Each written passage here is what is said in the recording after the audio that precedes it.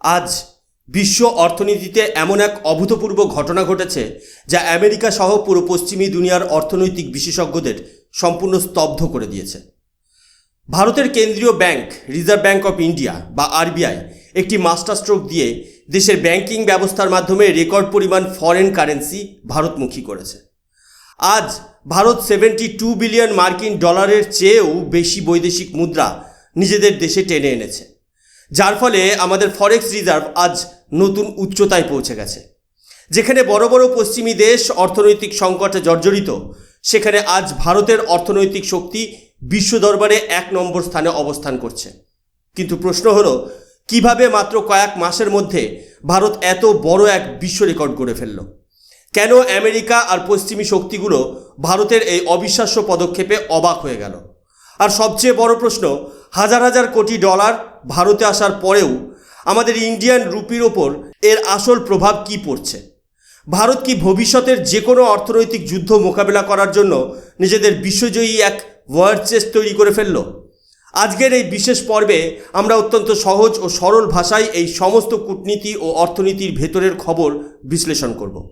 নমস্কার, আমি সুশোভন। আপনারা দেখছেন আপনাদের প্রিয় চ্যানেল অদ্ভুত অথচ বাস্তব। চলুন আজকের মূল বিশ্লেষণে প্রবেশ করা যাক। বিশ্ব অর্থনীতিতে আজ এক অদ্ভুত পরিবর্তন এসেছে। একটা সময় ছিল যখন ভারতের মতো একটি উঠতি অর্থনীতির দেশকে ডলারের জন্য পশ্চিমী ব্যাংকগুলোর দরজায় কড়া নাড়তে হতো। কিন্তু সময় বদলেছে, আর বদলেছে ভারতের আত্মবিশ্বাস। ভারত আজ আর বিশ্বের কোনো অর্থনৈতিক পরাশক্তির উপর নির্ভরশীল নয়। আজ স্বয়ং ভারত বিশ্ব অর্থনীতির দিক নির্দেশ তৈরি করছে। আজ থেকে কয়েক মাস আগে রিজার্ভ ব্যাংক অফ ইন্ডিয়া অত্যন্ত ভেবেচিন্তে একটি অর্থনৈতিক কৌশল গ্রহণ করেছিলেন।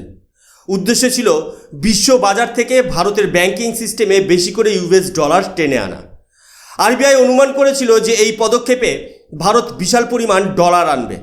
কিন্তু আন্তর্জাতিক বাজার এবং বিশ্ব বিশেষজ্ঞদের সমস্ত হিসাব উল্টে দিয়ে ভারত সরকার ও আরবিআই এমন এক অবিশ্বাস্য সাফল্য অর্জন করেছে যা আন্তর্জাতিক অর্থব্যবস্থাকে কাঁপিয়ে দিয়েছে।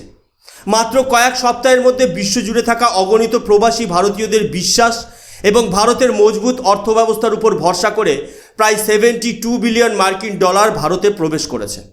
ব্যাংকগুলোর মাধ্যমে যে পরিমাণ ডলার প্রতিদিন এসে জমা হচ্ছে তার গতি দেখে খোদ রিজার্ভ ব্যাংককেও অবাক হয়ে গিয়েছে। পরিস্থিতির গুরুত্ব বুঝে রিজার্ভ ব্যাংক নির্ধারিত সময়ের আগেই এই বিশেষ সুবিধা বা উইন্ডোটি বন্ধ করার সিদ্ধান্ত নিয়েছে। কারণ ভারতের কাছে ইতিমধ্যে প্রয়োজনের চেয়েও বেশি বৈদেশিক মুদ্রা জমা হয়ে গেছে। আজ বিশ্বের যে কোনো দেশের তুলনায় ভারত নিজেদের দেশের আত্মমর্যাদা এবং আর্থিক স্বনির্ভরতাকে এক অনন্য উচ্চতায় নিয়ে গেছে। ভারতের এই অভূতপূর্ব অর্থনৈতিক অগ্রগতি আজ পুরো বিশ্বের সংবাদ মাধ্যমের আলোচনার কেন্দ্রে চলে এসেছে। পশ্চিমী সংবাদ মাধ্যম থেকে শুরু করে ভারতের শীর্ষস্থানীয় পত্রিকাগুলো এখন ভারতের এই অভাবনীয় সফলতা নিয়ে নিয়মিত রিপোর্ট প্রকাশ করছে।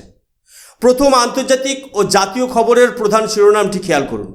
দ্য হিন্দু পত্রিকায় স্পষ্টভাবে লেখা হয়েছে কিভাবে FCNR-B এবং এক্সটার্নাল কমার্শিয়াল বরোয়িংয়ের মাধ্যমে রেকর্ড 72.85 বিলিয়ন মার্কিন ডলার ভারতে ফ্লো করেছে। এর অর্থ হলো বিশ্বব্যাপী ভারতীয় ব্যাংকগুলোর বিশ্বাসযোগ্যতা এতটা বেড়ে গেছে যে বিদেশি বিনিয়োগকারী এবং প্রবাসী ভারতীয়রা অন্য যে কোনো দেশের চেয়ে ভারতের ব্যাংকিং ব্যবস্থায় নিজেদের টাকা গচ্ছিত রাখতে সবচেয়ে নিরাপদ মনে করছেন। দ্বিতীয় খবরটির দিকে চোখ রাখা যাক, যা ইকোনমিক টাইমসে প্রকাশ করেছে। এখানে পরিষ্কার উল্লেখ করেছে যে state bank of India, Punjab national bank এবং অন্যান্য বড় বাণিজ্যিক ব্যাংকগুলো মার্কিন ডলার আকর্ষণে রেকর্ড সাফল্য অর্জন করেছে। কেবলমাত্র প্রবাসীদের এফডি বা FCNR এর মাধ্যমেই 65.4 বিলিয়ন মার্কিন ডলার এসেছে। এর আগে পৃথিবীর কোনো উন্নয়নশীল দেশ এত অল্প সময়ে ব্যাংকিং ব্যবস্থার মাধ্যমে এত বিপুল পরিমাণ ফরেন কারেন্সি জমা করতে পারেনি। অর্থনৈতিক দিক থেকে নিজেদের সুরক্ষিত করার এই কৌশলে আজ ভারত বিশ্বে 1 নম্বর স্থান অধিকার করেছে। তৃতীয় খবরটিতে এই বিশাল অর্থপ্রবাহের আসল ফল দেখতে পাওয়া যাচ্ছে। ইনফোমেরিক্সের রিপোর্ট অনুযায়ী এই ঐতিহাসিক সফলতার উপর ভর করে ভারতের ফরেক্স রিজার্ভ আজ 700 বিলিয়ন ডলারের সাইকোলজিক্যাল সীমা পার করে বহু দূর এগিয়ে গেছে। আমেরিকা বা ইউরোপের শক্তিগুলো যখন মূল্যবৃদ্ধি এবং মন্দার মোকাবেলা করতে গিয়ে ধুঁকছে, তখন ভারত নিজেদের ফরেক্স রিজার্ভকে বিশ্বের সবচেয়ে সুরক্ষিত ও শক্তপোক্ত দুর্গে পরিণত করে ফেলেছে। এখন প্রশ্ন উঠতে পারে, আরবিআই আসলে ঠিক কী পদক্ষেপ নিয়েছিল যে কারণে বিশ্ববাজার থেকে নদী বয়ে যাওয়ার মতো ডলার ভারতে আসতে শুরু করলো? বিষয়টি খুব সহজ ভাষায় বোঝানো যাক। আজ থেকে কয়েক মাস আগে রিজার্ভ ব্যাঙ্ক অফ ইন্ডিয়া 3টি মূল বাণিজ্যিক ক্ষেত্রকে শিথিল করার সিদ্ধান্ত নেয়। প্রথমত, প্রবাসী ভারতীয় যারা ব্যাংকে নির্দিষ্ট সময়ের জন্য বিদেশি মুদ্রা জমা রাখেন তাদের সেই ফিক্সড ডিপোজিটের ওপর সুদের হার বাড়িয়ে দেওয়া হয়। স্টেট ব্যাঙ্ক অফ ইন্ডিয়া থেকে শুরু করে এইচডিএফসি বা ইয়েস ব্যাংকের মতো প্রতিষ্ঠানগুলো বিদেশি মুদ্রার আমানতে আকর্ষণীয় সুবিধা দিতে শুরু করে। দ্বিতীয়ত, ভারতীয় কোম্পানিগুলো যাতে বিদেশ থেকে কম সুদে মূলধন বা এক্সটার্নাল কমার্শিয়াল বরোয়িং সংগ্রহ করতে পারে তার নিয়ম অনেক সহজ করে দেওয়া হয়। এবং তৃতীয়ত, আমাদের সরকারি বন্ড মার্কেটে বিদেশি বিনিয়োগকারীদের প্রবেশের রাস্তা মসৃণ করে দেওয়া হয়। ফলাফল যা হলো তা ভারতের অর্থনৈতিক ইতিহাসে কোনো অলৌকিক ঘটনার চেয়ে কম নয়। জুন থেকে জুলাই মাসের শুরুতেই যেখানে মাত্র 17.4 বিলিয়ন এসেছিল, জুলাইয়ের শেষে তা গিয়ে দাঁড়ায় 36.7 বিলিয়ন। আর আগস্ট মাসের শেষ সপ্তাহে পৌঁছাতে না পৌঁছাতেই সেই সংখ্যা দাঁড়িয়েছে অভাবনীয় 72 বিলিয়নেরও ওপরে। আরবিআইয়ের ডেপুটি গভর্নর এবং শীর্ষ কর্মকর্তারা যখন পরিস্থিতি পর্যালোচনা করেন তারা দেখতে পান আগামী কয়েকদিনের মধ্যে এই সংখ্যা সহজেই 80 বিলিয়ন এমনকি 95 বিলিয়ন ছুঁয়ে ফেলতে পারে। এই রেকর্ড পরিমাণ ইনফ্লোর গতি এতটাই তীব্র ছিল যে বিশ্বের বড় বড় অর্থনৈতিক বিশ্লেষকরা বলতে বাধ্য হয়েছেন ভারত আজ ডলারের সমুদ্রে সাঁতার কাটছে। এখানেই লুকিয়ে রয়েছে আধুনিক ভারতের রিজার্ভ ব্যাংকের সবচেয়ে বড় জাতীয়তাবাদী ও দূরদর্শী মাস্টার প্ল্যান। গত কয়েক দশক ধরে ভারত বা যে কোনো এশীয় দেশকে বিশ্ববাজারে ডলার সেলার বা ডলার বিক্রেতা হিসেবে বিবেচনা করা হতো। অর্থাৎ নিজেদের জাতীয় মুদ্রার রুপিকে বাঁচানোর জন্য ব্যাংকগুলোকে আন্তর্জাতিক বাজারে ডলার বিক্রি করে পরিস্থিতি সামাল দিতে হতো। কিন্তু প্রধানমন্ত্রী নরেন্দ্র মোদীর নেতৃত্বাধীন ভারত সরকার এবং আরবিআই সেই পুরনো ও দুর্বল মানসিকতাকে সম্পূর্ণ বদলে দিয়েছে। আজ ভারত আর ডলার বিক্রেতা দেশ নয়, ভারত আজ বিশ্বমঞ্চে এক আত্মবিশ্বাসী ডলার অ্যাকুমুলেটর বা ডলার সঞ্চয়কারী শক্তিতে রূপান্তরিত হয়েছে। যে সময়ে বৈশ্বিক ভূরাজনীতিতে মধ্যপ্রাচ্যে ইরান ও ইসরায়েলের সংঘাত তীব্র রূপ নিচ্ছে, লোহিত সাগরে জাহাজ চলাচল ব্যাহত হচ্ছে আর ক্রুড অয়েলের দাম ওঠানামা করছে, সেই অনিশ্চিত সময়ে ভারতের এই বিশাল বৈদেশিক মুদ্রার সঞ্চয় এক শক্তিশালী অর্থনৈতিক ঢাল হয়ে দাঁড়িয়েছে। ভারত আজ শুধু নিজেদের প্রয়োজন মেটাচ্ছে না, বরং আন্তর্জাতিক বাজার থেকে সস্তায় নিজেদের শর্তে জ্বালানি তেল কিনে দেশের 140 কোটি মানুষকে বড় ধরনের মূল্যবৃদ্ধির হাত থেকে রক্ষা করছে। আগে পশ্চিমী কোনো দেশ সংকট তৈরি করলে ভারতের অর্থব্যবস্থা থমকে যেত, কিন্তু আজ ভারত বিশ্বের 1 নম্বর অর্থনৈতিক স্থিতিশীল দেশ হিসেবে নিজেকে প্রতিষ্ঠিত করেছে। বিশ্বের যে কোনো প্রান্তে যুদ্ধ লাগুক বা কোনো বড় পরাশক্তি অর্থনৈতিক নিষেধাজ্ঞা দিক, ভারতের বিশাল এই ফরেক্স রিজার্ভ থাকলে দেশকে আর কারোর ওপর নির্ভর করতে হবে না। অনেকে এখন একটি সাধারণ প্রশ্ন করতে পারেন, এত বিলিয়ন বিলিয়ন মার্কিন ডলার যদি ভারতীয় ব্যাংকিং ব্যবস্থায় ঢুকে থাকে তাহলে আন্তর্জাতিক বাজারে ইন্ডিয়ান রুপির মান রাতারাতি লাফিয়ে ওপরের দিকে কেন যাচ্ছে না? কেন ডলারের বিপরীতে রুপির মান একটা স্বাভাবিক স্থিতিশীল স্তরের রাখা হয়েছে? এটি হলো আরবিআইয়ের কৌশলগত অর্থনৈতিক চাল।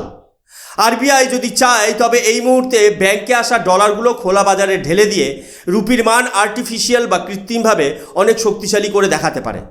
কিন্তু সরকার এবং আরবিআই খুব ভালো করেই জানে যে আন্তর্জাতিক ভূরাজনীতিতে সাময়িক প্রচার পাওয়ার চেয়ে দীর্ঘমেয়াদী আত্মনির্ভরশীলতা অনেক বেশি জরুরি। বর্তমানে আরবিআই বাজার থেকে সমস্ত ডলার কিনে নিয়ে নিজেদের কেন্দ্রীয় ব্যাংকের ভাণ্ডারে জমা রাখছে। এর মূল উদ্দেশ্য হলো ভবিষ্যতের জন্য একটি অজেয় ওয়ার চেস্ট বা যুদ্ধকালীন অর্থভাণ্ডার তৈরি করা। আজ আমাদের দেশকে বিপুল পরিমাণে ক্রুড অয়েল, উচ্চমানের ইলেকট্রনিক কম্পোনেন্টস, প্রতিরক্ষা সরঞ্জাম, ফার্টিলাইজার এবং এলএনজি আমদানি করতে হয়। যদি ভবিষ্যতে বিশ্ব রাজনীতি কোনো গভীর সংকটে পড়ে এবং অপরিশোধিত তেলের দাম হঠাৎ আকাশছোঁয়া হয়ে যায়, তাহলেও ভারতের কাছে এত পরিমাণ ডলার গচ্ছিত থাকবে যে দেশকে এক ফোঁটা তেল ও গ্যাসের জন্যও কারোর সামনে হাত পাততে হবে না। ভারত নিজস্ব ক্ষমতায় বছরের পর বছর ধরে যে কোনো আন্তর্জাতিক বাণিজ্য নির্বিঘ্নে চালিয়ে যেতে পারবে। বিশ্ববাজারের সুদের হার, অপরিশোধিত তেলের ওঠানামা কিংবা পশ্চিমী শক্তিগুলোর নানা অর্থনৈতিক ষড়যন্ত্রকে নিষ্ক্রিয় করে ভারত আজ নিজের মুদ্রানীতি নিজেই নিয়ন্ত্রণ করছে। ভারত দেখিয়ে দিয়েছে কিভাবে কোনো পরাশক্তির কাছে মাথা নত না করে সম্পূর্ণ নিজস্ব নিয়ম আর দেশীয় ব্যাংকিং ব্যবস্থার উপর ভরসা রেখে বিশ্ব রেকর্ড গড়ে বিশ্ব অর্থনীতিতে নিজেদের প্রাধান্য কায়েম করতে হয়। আজকের এই পুরো ঘটনার প্রবাহ বিশ্লেষণ করলে স্পষ্ট বোঝা যায় যে ভারত আজ আর কোনো অনুগামী দেশ নয়। ভারত আজ বিশ্ব অর্থনীতির মূল চালিকা শক্তি। পশ্চিমী বিশ্ব ভেবেছিল ডলারের টানাটানিতে ভারতকে হয়তো কোনো না কোনো কৌশলে চাপে ফেলা যাবে, কিন্তু ভারতের সার্বভৌম দৃষ্টিভঙ্গি এবং আরবিআইয়ের নির্ভুল সিদ্ধান্ত আজ বিশ্ব দরবারে দেশের অবস্থানকে 1 নম্বর জায়গায় নিয়ে গেছে। 72 বিলিয়নেরও বেশি বৈদেশিক মুদ্রা দেশে ফিরিয়ে এনে ভারত প্রমাণ করে দিয়েছে যে বিশ্ব আজ ভারতের শক্তির কাছে নথি স্বীকার করতে বাধ্য। ভারত যেভাবে অর্থনৈতিক স্বনির্ভরতার দিকে এগিয়ে যাচ্ছে সে বিষয়ে আপনাদের কি মতামত? রিজার্ভ ব্যাংকের এই ঐতিহাসিক চাল এবং দেশের সার্বভৌমত্ব রক্ষায় ভারত সরকারের এই দূরদর্শী সিদ্ধান্ত সম্পর্কে আপনারা কি ভাবছেন তা অবশ্যই নিচে কমেন্ট করে জানান। আজকের বিশ্লেষণটি ভালো লাগলে লাইক করুন এবং বন্ধুদের সাথে শেয়ার করুন। আর আপনি যদি আমাদের চ্যানেলে নতুন হয়ে থাকেন তবে অবশ্যই আমাদের চ্যানেল অদ্ভুত অথচ বাস্তবকে সাবস্ক্রাইব করে পাশে থাকা বেল আইকন প্রেস করতে ভুলবেন না। আমি সুশোভন আজকের মতো এখানেই শেষ করছি। দেখা হবে পরবর্তী একটি নতুন ভিডিওতে। ততক্ষণ পর্যন্ত ভালো থাকবেন, সুস্থ থাকবেন। জয় হিন্দ, বন্দে মাতরম, ভারত মাতা কি জয়।